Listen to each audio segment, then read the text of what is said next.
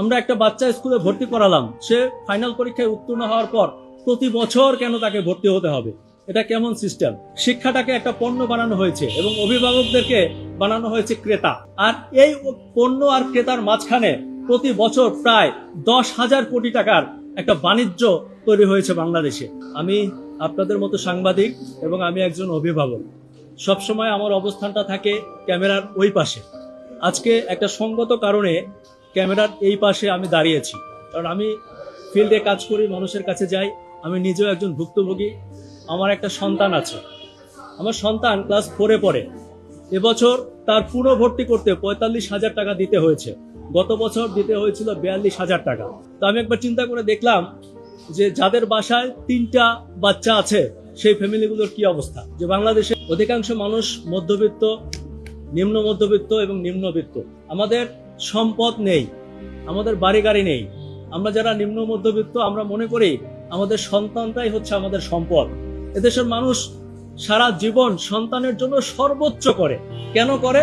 আমার সন্তান একদিন বড় হয়ে আমাদের সম্পদ হবে, আমার সন্তান আমাকে শেষ বয়সে দেখবে, আমি আমার সর্বোচ্চ দিয়ে মানুষ করতে চাই। আর ঠিক এই টেন্ডেন্সির কারণে আমাদের মধ্যবিত্ত, নিম্ন মধ্যবিত্ত পরিবারগুলো একেবারে রাস্তার ফকির হয়ে যাচ্ছে তারা পড়াশোনা করাতে গিয়ে। কেউ কেউ বলে যে ভাই, ভালো প্রতিষ্ঠানে শিক্ষা গ্রহণ করার দরকার কি, যে আমরা চাই আমাদের সন্তানটা ভালো জায়গায় পড়ুক। মধ্যবিত্ত বাবাদেরকে আমরা দেখেছি যারা ভ্যান চালায়, রিক্সা চালায়, গাড়িতে সুপারভাইজার, হেল্পারি করে, বিভিন্ন শ্রেণী পেশায় যারা আছে, দেখবেন তাদের শার্টের অবস্থা কি, ছিঁড়ে গেছে, প্যান্ট ছিঁড়ে গেছে, কিন্তু তার বাচ্চাটাকে একটা ভালো পোশাক দিচ্ছে।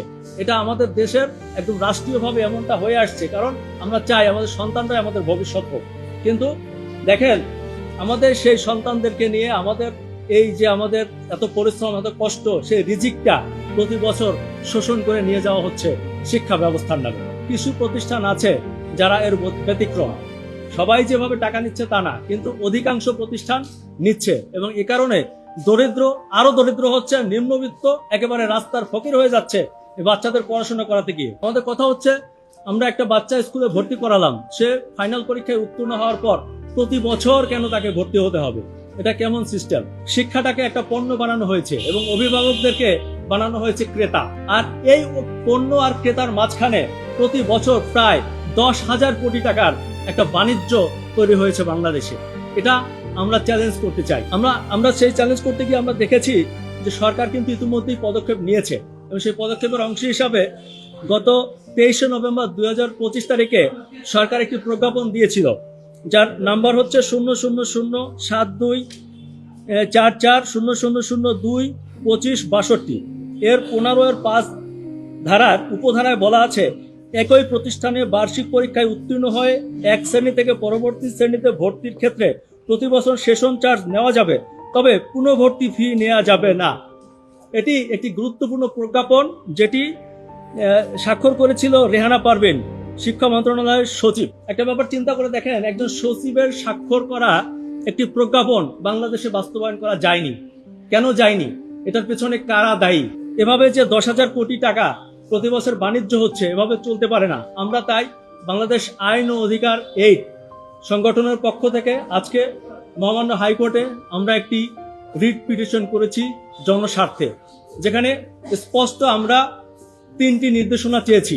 যার প্রথমটি হচ্ছে, প্রতি বছর পুনর্ভর্তির নামে এই যে 1,000 কোটি টাকা আদায় করা হচ্ছে, সেটি অবিলম্বে বন্ধ করতে হবে এবং এ ব্যাপারে একটি নির্দেশনা প্রদান করতে হবে। দ্বিতীয়ত হচ্ছে, যারা এবছর অলরেডি পুনর্ভর্তি হয়েছে, হাজার হাজার কোটি টাকা দিয়ে যেসব প্রতিষ্ঠানগুলো এই টাকা নিয়েছে, সেই টাকাগুলো ফেরত দিতে হবে, এ ব্যাপারে একটি নির্দেশনা প্রদান।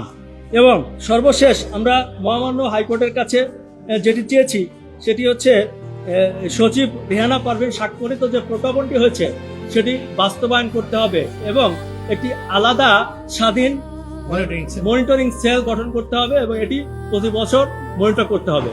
আমরা মনে করি আমরা যদি সবাই সচেতন হই, তাহলে শিক্ষাক্ষেত্রে এই যে বাণিজ্য আছে সেটি বন্ধ হবে এবং শিক্ষা পণ্য হবে না। এটাই আমরা চাই। এ ব্যাপারে আমরা সর্বোচ্চ আইনি যত প্রসেস আছে সেটি আমরা অনুসরণ করে সামনে এগিয়ে যেতে চাই।